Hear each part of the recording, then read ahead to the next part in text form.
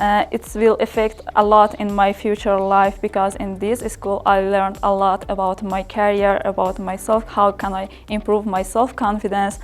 All the things are just coming together and make my future very bright, and I think that it was a brilliant school that I ever had in my life, and I'm really grateful of this opportunity that I have as a woman, as an Afghan girl in here. Thank you for everything.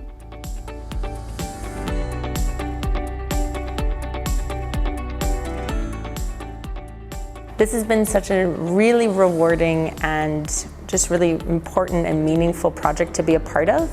As a facilitator and a trainer here, I've had the immense pleasure to be working with the girls on really important inner leadership skills like self-confidence and cultivating self-care, as well as stress management. Really, really important skills to have.